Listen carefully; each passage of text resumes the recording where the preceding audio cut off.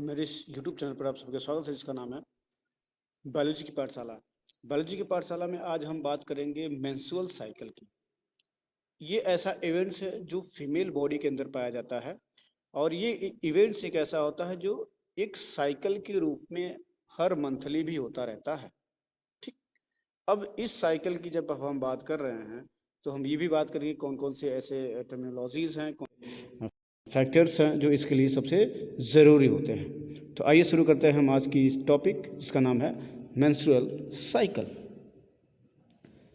The reproductive cycle of female primates that is, जिसमें क्या क्या आ जाते हैं, मंकीज आते हैं, एपीज आते हैं, एंड ह्यूमन बींग्स भी कंसीडर किया जाता है। अब इस प्रोसेस में होता क्या है कि female primates is called menstrual cycle के नाम से जाने जाते हैं। The first menstruation begins at puberty. पहली बार जब मेंस्ट्रुएशन शुरू होता है तो वो कब शुरू होता है? उस पर्टिकुलर बॉडी के किशोरावस्था में। इट मीन्स कि जब वो 12 से 13 साल की उम्र की होती हैं या 11 से 13 साल की उम्र होती हैं, तब उनमें ये शुरुआत होती है। एंड इस प्रोसेस को हम कहते हैं मेनार्ज के नाम से जानते हैं। इट मीन्स कि मेंस्ट्रुअल बिगिंस जब होता है तो इस पूरे प्रोसेस को हम कहते हैं मेनार्ज कहते हैं। ठीक। इन ह्यूमन फीमेल्स, जो ह्यूमन फीमेल्स होती हैं, menstruations is repeated at an average interval of about 28 and 29 days after. ठीक। इट मीन्स कि ये जो मेंस्ट्रुअल साइकिल होती है वो रिपीट होती है हर एक 28 से 29 दिन के बाद। And the cycle of the events starting from one menstruation till the next one is called the menstrual cycle. इसी को हम कहते हैं मेंस्ट्रुअल साइकिल के नाम से जानते हैं। वन ओवम रिलीज, जिसको हम ओवुलेशन कहते हैं, ड्यूरिंग द मिडिल। अभी हम इसकी फिगर की भी बात करेंगे अच्छे से। तब तक के लिए आप पहले थियरी हम समझ लेते हैं, तो फिर फिगर की हम बात कर लेंगे अच्छे से। मिडिल की बात हो रही थी, तो मिडिल में क्या था होता है ये आप थोड़ा समझ सकते हैं। Of each menstrual cycle, middle का जो होता है वो ईच मेंस्ट्रुअल साइकिल के बीच में क्या शुरू होता है? ओवम को रिलीज किया जाता है। ठीक। ओवम के रिलीज करने की प्रोसेस को ही हम कहते हैं ओवुलेशन कहते हैं। ये आपको ध्यान रखना है हर तरीके से, ओवुलेशन के नाम से जाना जाता है। Of each menstrual cycle the major events of menstrual cycle are shown in figure 2.9 में फिगर दिखाया गया। अभी ऊपर हम दिखाया ना, अभी फिगर की बात करेंगे। The cycle start with the menstrual phase. Cycle start कहाँ से होती है? मेंस्ट्रुअल फेज से स्टार्ट होती है। ये ध्यान रखिएगा, ये क्वेश्चनेबल पॉइंट है जहाँ से आपका स्टेटमेंट्स बेस्ड क्वेश्चंस आ सकते हैं। ये ध्यान रखिएगा, ये पूरा हिस्सा आपका क्या है? क्वेश्चनेबल पॉइंट है। अब इसको देख लीजिएगा आगे। When menstrual flow occurs and it last for 3 to 5 days, मतलब जब ये शुरू होता है, जब ये फ्लो चलता है, वो 3 से 5 दिन का टाइम होता है। The menstrual flow result due to breakdown of endometrium lining of the uterus. ठीक। यूटेरस की जो इंडोमेट्रियम लाइनिंग होती है, मैंने आपको ऊपर वीडियो में जब मैं जिक्र किया था तो आपको बताया था कि यूटेरस की 3 लाइनिंग होती है, मतलब इसकी 3 लेयर होती है। सबसे अंदर वाली लेयर कहलाती है इंडोमेट्रियम लाइनिंग के नाम से जानी जाती है। ठीक। बीच वाली थी मीजोमेट्रियम और सबसे बाहर वाली थी पेरीमेट्रियम के नाम से जानी जाती है। लेकिन यूटेरस में क्या होता है कि क्या कह रहा है कि रिजल्ट क्या दिखता है इसका?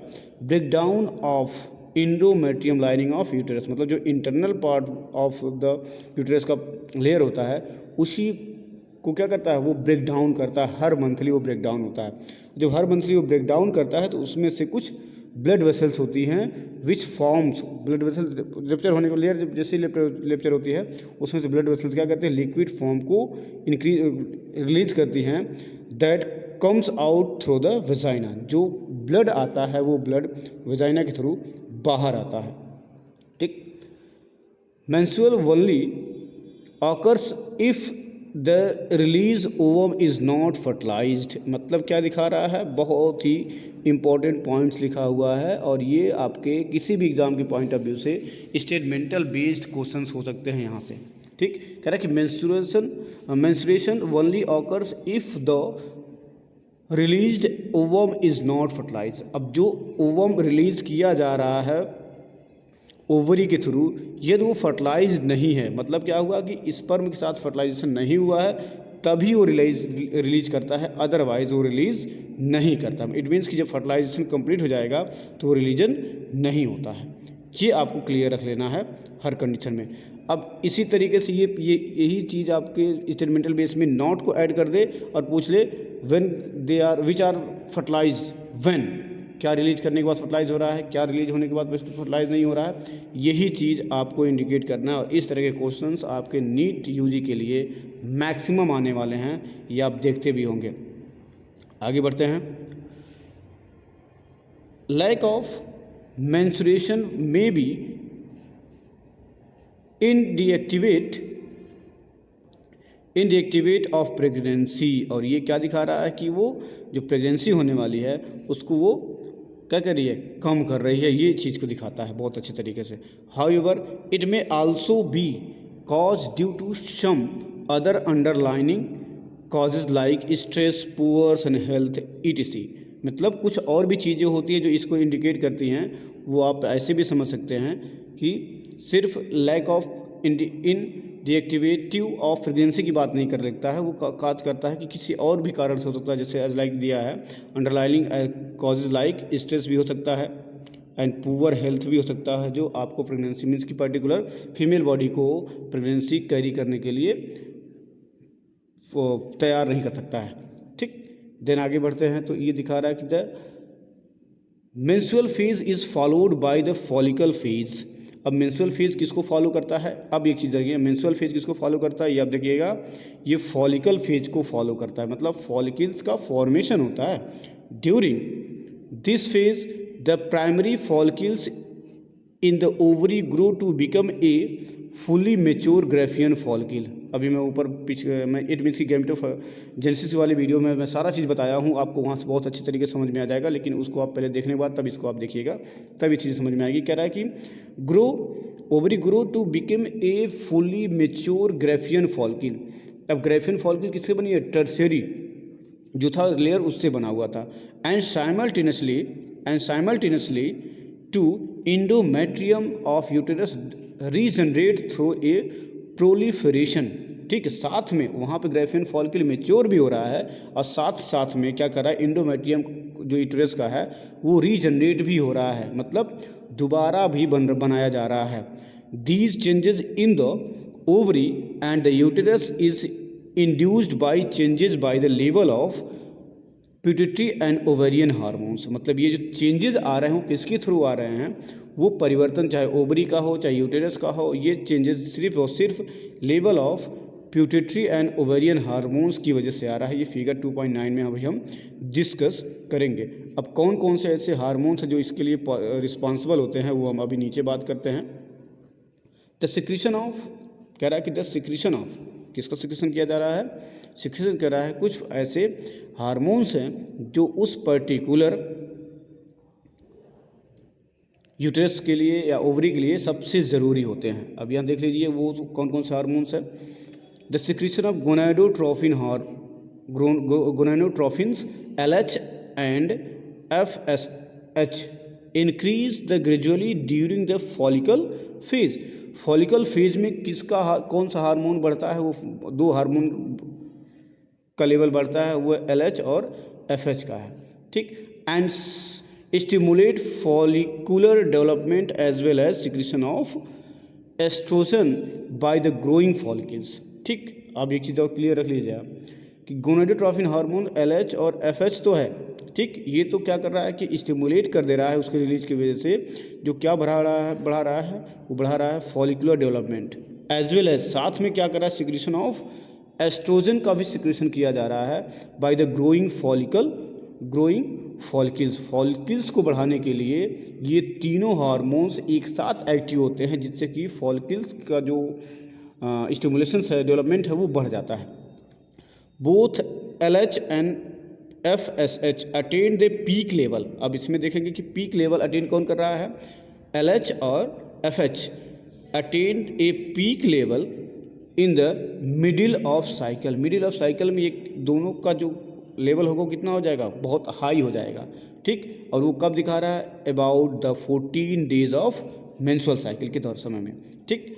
इसके साथ कह rapid secretion of LH is leading to its maximum level during the mid cycle is called LH surge indicate rupture, ठीक। क्या कह रहा है कि जैसे ही मिड साइकिल में ये पहुंचेगा तो उस लेवल में, उस पर्टिकुलर जगह टाइम पे LH क्या कर देगा, मैक्सिमम लेवल को इंक्रीज करेगा। एंड इसको क्या कहा जाता है, mid cycle called LH surge induce rupture of Graafian follicle. मतलब एक चीज़ क्लियर रखिएगा आप बहुत तरीके से कि ग्राफियन फॉलिकल को रप्चर होने में सबसे बड़ा जिसका हाथ है वो हाथ है LH का, ठीक। LH ही ग्राफियन फॉलिकल्स को रप्चर कराता है। Therefore the release of ovum, जिसको हम ओवुलेशन के नाम से जानते हैं, बार बार ये टर्मिनोलॉजी आ रही है। The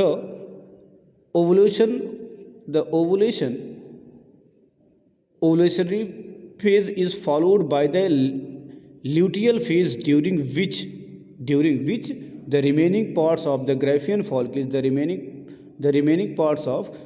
follicles transform as to corpus luteum।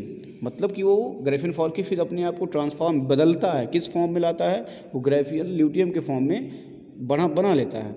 लेकिन जैसे जैसे ये आगे बढ़ता है उसमें आप देखेंगे और कुछ चीज़ें चेंजेबल होती हैं।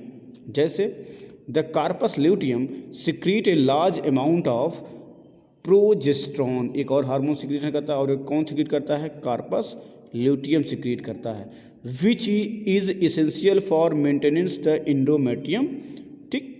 अब देखो 3 लेयर, सिर्फ 3 ऐसे हार्मोन्स थे जो ग्राफियन फॉलिकल्स को रप्चर के लिए रिस्पॉन्सिबल थे, लेकिन उसमें से भी यही ग्राफियन फॉलिकल्स ट्रांसफॉर्म अपनी चीज़ों को बदलता है तो कार्पस ल्यूटियम का फॉर्मेशन कर लेता है, और वही कार्पस ल्यूटियम एक अलग तरह का हार्मोन सिक्रीट करता है जिसका नाम है प्रोजेस्टेरॉन। और प्रोजेस्टेरॉन क्या करता है, ये इसेंशियल होता है for maintenance the endometrium lining. Endometrium lining जो रप्चर हो चुकी है, टूट चुकी है, वो दोबारा क्या हो जाती है, पूरी तरीके से नए तरीके से बनकर तैयार हो जाती है, जिसकी वजह से such an endometrium is necessary for the implantation of the fertilised ovum. It means, आप एक चीज़ समझिए, बहुत ही क्लियरली बात इसने कहा है, सच ऑफ इंडोमेट्रियम जब ये मेंटेन करता है is necessary for the implantation, मतलब कि फर्टिलाइज एग को वो आसानी से अब इम्प्लांट कर सकता है अपने लेयर के साथ of the fertilised ovum. Other events of pregnancies, ठीक है, जो भी इवेंट्स होते हैं प्रेगनेंसीज के, वो उसके लिए पूरी तरीके से क्या कर लेता है, इंडोमेट्रियम तैयार हो जाता है। इट मीन्स कि यूटेरस तैयार हो जाता है करने के लिए। During pregnancy all events of the menstrual cycle stop, ठीक। जैसे ही प्रेगनेंसी कैरी हो जाती है वैसे ही मेंस्ट्रुअल साइकिल को क्या कर दिया जाता है, बंद कर दिया जाता है, ये आप ध्यान रखिएगा। देयर इज़ नो मेंस्ट्रुएशन, और वहाँ पर किसी भी तरह का साइकिल क्रिएट या फॉलो नहीं किया जाता है। In the absence of fertilisation, अगर बाई चांस या उस दौरान प्रेगनेंसी नहीं होती या फर्टिलाइजेशन नहीं होता है तो क्या होगा, द कार्पस ल्यूटियम डीजनरेट। अब कार्पस ल्यूटियम जो अभी यहाँ बना हुआ था वो क्या करेगा, वो डीजनरेट हो जाएगा। This cause disintegration of endometrium leading to menstruation. जैसे ही कार्पस ल्यूटियम डीजनरेट होगा वैसे ही इंडोमेट्रियम दोबारा मेंस्ट्रुएशन के लिए तैयार हो जाएगा, मतलब दोबारा अपनी लेयर को तोड़ने के लिए वो तैयार हो जाएगा। अब आगे बढ़ते हैं। इस कंडीशन में उम्मीद करता हूँ बहुत ही अच्छे तरीके से आपको समझ में आया होगा, तो आप लोगों के लिए तो बहुत ही अच्छी बात है, और इस तरह की चीज़ों को समझने के साथ साथ आपको क्लियरली चीज़ें और दिखेंगे कि हाँ ये किस तरीके से कंडीशन चल रही है।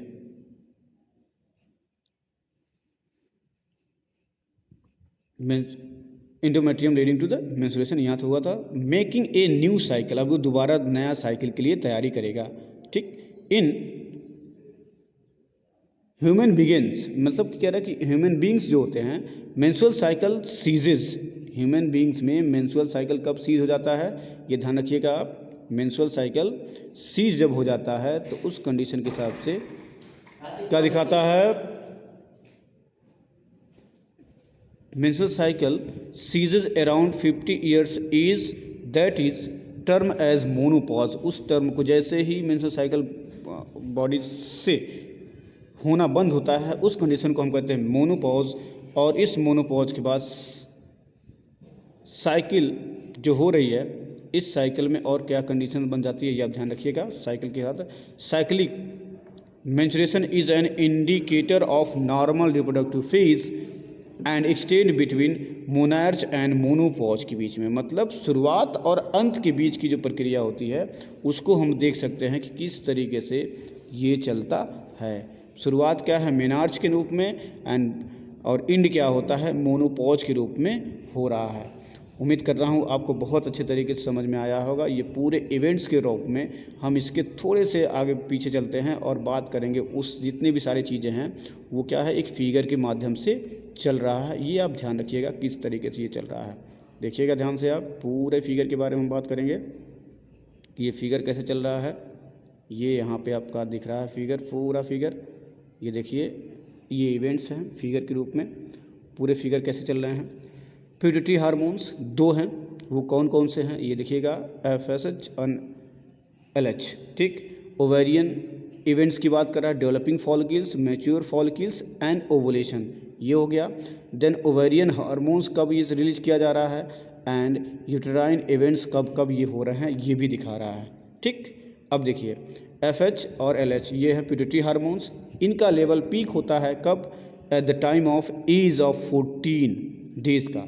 जब 14 डेज का वो समय होता है उस समय LH का सबसे ज़्यादा क्या होता है, इंक्रीज होता है। उसी समय देखिएगा आप मैच्योर फॉलिकल्स जो है, यहाँ से फॉलिकल डेवलपमेंट कर रहा है कौन, FH के थ्रू फॉलिकल डेवलपमेंट होता है, लेकिन उसको मैच्योर होने के बाद उसको रेप्चर कौन करा रहा है, ल्यूटिलाइजिंग हार्मोन्स की वजह से ये रेप्चर हो रहा है। यहाँ पे देखिए ये रेप्चरिंग, ये कंडीशन बन रही है पूरी तरीके से। उस रेप्चर में क्या होता है कि वहाँ से सीधे सीधे ओवम को रिलीज किया जाता है और वो ओवम क्या करता है, तैयारी करा लेता है। ठीक, अब उसी जगह पे एक और ओवेरियन हार्मोन्स रिलीज किया जाता है जिसका नाम है एस्ट्रोजन। इसका लेवल भी सेम टाइम पे ही क्या हो रहा है, बढ़ रहा है। ये देखिए आप सीधे सीधे ये बढ़ रहा है। ठीक, जब ये बढ़ जाता है तो आगे क्या करता है, ये थोड़ा सा आप देख सकते हैं कि किस कंडीशन में ये चल रहा है। अब देखिए मेंस्ट्रुएशन की प्रक्रिया हो रही है 1 to 3 डेज। फॉलिकल फेज क्या कहलाता है, जिसमें प्रोलिफेरल फेज ये तैयार कराता है। ल्यूटियल फेज होता है सिक्रेटरी फेज जिसको जहाँ से निकलता है। एंड नेक्स्ट जो नेक्स्ट की बात कर रहा है वो है नेक्स्ट साइकिल बिगिन कर रहा है। ठीक, लेकिन इस नेक्स्ट साइकिल बिगिन करने से पहले आप देखेंगे कुछ लेयर में परिवर्तन से कुछ चेंजेज आ रहे हैं। वो चेंजेज क्या दिखा रहा है कि जैसे ही ल्यूटिलाइजिंग फेज आता है, ल्यूटिलाइजिंग फेज क्या दिखा रहा है कि यदि वो ओवम फर्टिलाइज्ड हो चुका है तो ये पूरा इंडोमेट्रियम लाइनिंग क्या करेगी, अपने आप को तैयार करेगी प्रेगनेंसी के लिए। और यदि फर्टिलाइज्ड ओवम फर्टिलाइज नहीं हो रहा है, किसकी वजह से, स्पर्म की वजह से वो फर्टिलाइज नहीं हो पाया, फर्टिलाइजेशन कंप्लीट नहीं हुआ है, तो वो दोबारा तैयार करेगा अगले साइकिल के लिए। ठीक, समझ में आ गया है।